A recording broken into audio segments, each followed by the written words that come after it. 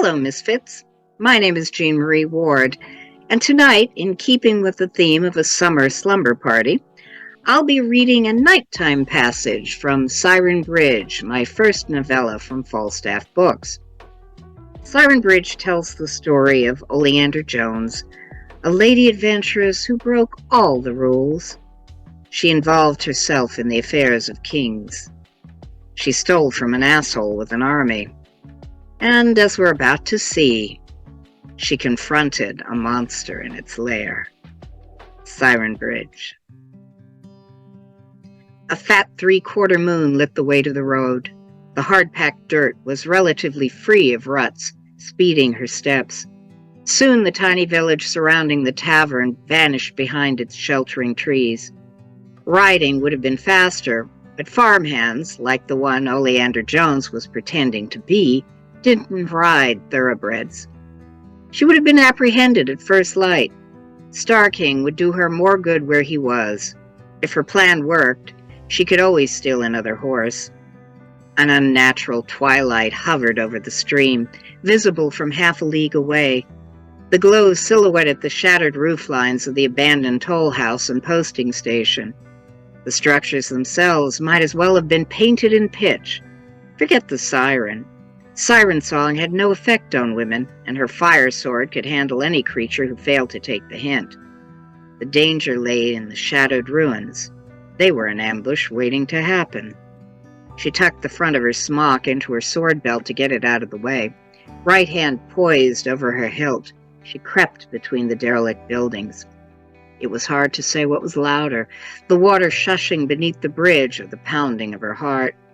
She couldn't trust her other senses either. Even her sense of smell played her false, bewitched by the honey-sweet perfume of night-blooming flowers.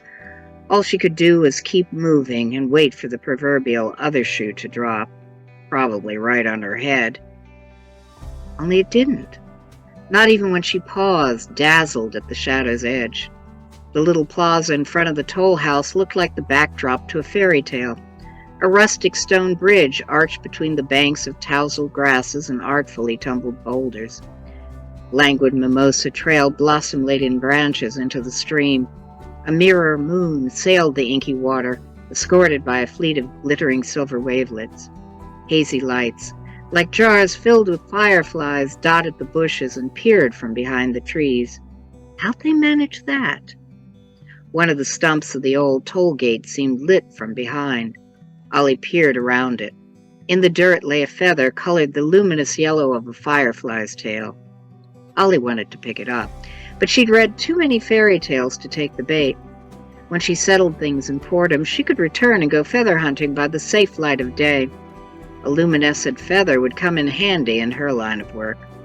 But right now she needed to cross the stream and disappear before some gun-toting moron tried to win the governor's lordly reward. Ollie adjusted the strap of her saddlebags and stepped onto the bridge. Piercing soprano blasted out of nowhere. Strudel! What the? Ollie dropped to all fours. The low walls of the bridge didn't offer much cover, but they were better than nothing. Strudel! The unseen singer repeated. Flaky and hard! Ollie checked both banks. Where was the voice coming from? Was it a trick? Part of the attack she'd been expecting? It couldn't be a siren. Yes, the voice was loud enough for a fire alarm, but who'd be dumb enough to follow baked goods to their doom? Besides, there wasn't enough water in the stream to float a rowboat, much less a fin-footed floozy with big tits. Strudel, the voice soared. Strudel, it yodeled. Highest on the top. This apple pastry baked by a master would make a faster, forsake his diet for good. On the other hand, dessert would be kind of nice about now. Ollie could almost smell the intoxicating aroma of sugar and butter caramelizing in the oven. She knocked the side of her head against the damp stone. What was she thinking? Move! And on the side, ho-ho's deep fried, ho-ho's deep fried, deep fried. After 2 days in the saddle, her back didn't take kindly to jogging hunched over. Her legs weren't thrilled about it either. Strudel! She broke into a run. Strudel, flaky and hard. Glowing forms swooped down from above. All Ollie saw clearly were talons, giant meat hooks attached to dark webbed feet as big as dinner plates. But Ollie's reflexes were sharper than any raptor's claws. She rolled under the strike and landed hard but safe against the opposite wall. She reached for her bags. Her hand closed on air. She jumped to her feet. Her money, her clothes, her gear, everything she needed for her escape was flying downstream in the clutches of the biggest damn bird she'd ever seen.